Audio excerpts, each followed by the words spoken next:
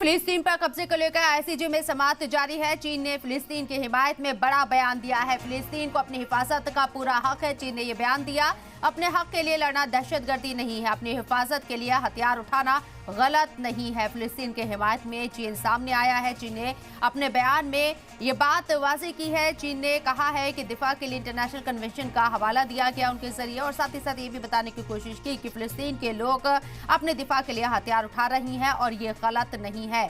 To state theory का भी जिक्र किया गया है। चीन के जरिए ये भी बताने की कोशिश की गई है कि इस मसले का हल फौरी तौर पर जंगबंदी और उसके बाद टू स्टेट फॉर्मूले पर काम होना चाहिए। वाज़ेह रहे कि चीन आईसीजे में जिस तरीके से फिलिस्तीनियों की हिमायत करता हुआ नजर आया है, जाहिर सी बात है इजराइल को ये बात जरूर खटकेगी, लेकिन चीन के सामने क्या अमेरिका भी किसी तरह का कोई रद्द-ए-अमल जाहिर करेगा, ये भी देखना होगा। हालांकि अमेरिका बार बार ये बात दोहराता रहा है कि इजराइल को अपने दिफा के लिए हथियार उठाने का हक है और वो अपनी रक्षा के लिए, अपने दिफा के लिए इस जंग को जारी रखे हुए हैं। हालांकि फिलिस्तीनियों को लेकर भी अमेरिका और आम लोगों के हलाकत से बचने की इजराइल को सलाह भी देता रहा है, लेकिन चीन ने खुलकर ये बात कही है कि अमेरिका जिस तरीके से जो रास्ता और जिस तरीके से बातें रखता है उसमें कहीं ना कहीं कॉन्ट्रडिक्शन नजर आता है, और फिलिस्तीनियों की जिस तरीके से हलाकत हो रही है वो बर्दाश्त नहीं की जा सकती है। आईसीजे के अंदर चीन के जरिए जो बयान दिया गया उसको काफी खास तौर पर देखा जा रहा है, काफी इंपॉर्टेंस उसकी बताई जा रही है, और आईसीजे में समाअत जारी है। चीन ने फिलिस्तीनियों के हिमायत में ये बयान दिया, फिलिस्तीनियों को अपनी हिफाजत का पूरा हक है, अपने हक के लिए लड़ना दहशतगर्दी नहीं है। चीन ने ये वाज़ेह कर दिया है, अपनी हिफाजत के लिए हथियार उठाना भी गलत नहीं है।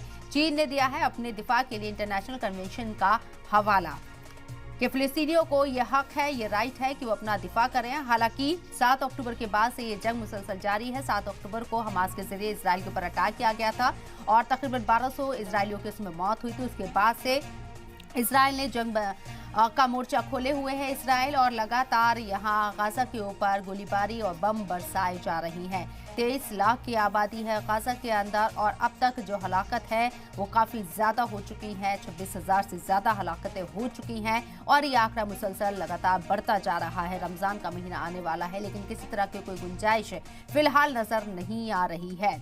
आईसीजे के जरिए क्या किसी तरह का कोई यहाँ समाधान निकल पाएगा, कोई हल निकल पाएगा, और चीन जिस तरीके से एक अपना रुख रखता हुआ नजर आया फिलिस्तीनियों की हिमायत में, उसका कितना असर होगा ये भी देखना होगा। लेकिन फिलहाल आईसीजे में इजराइल को लेकर सख्त तबसरा चीन ने किया है और फिलिस्तीनियों की हिमायत की है। साथ ही साथ ये भी बताया है कि फिलिस्तीनियों को अपने दिफा के लिए हथियार उठाना उनका गलत नहीं है, वो अपनी हिफाजत के लिए हथियार उठा रही हैं। साथ ही साथ इजराइल को लेकर भी ये तबसरा किया है चीन ने कि इजराइल जिस तरीके से लोगों की हलाकत कर रहा है और टू स्टेट थ्योरी ही एक माकूल हल निकल सकता है इस पूरे मसले का। अमेरिका की कारकर्दगी के ऊपर भी चीन ने सवाल उठाए हैं।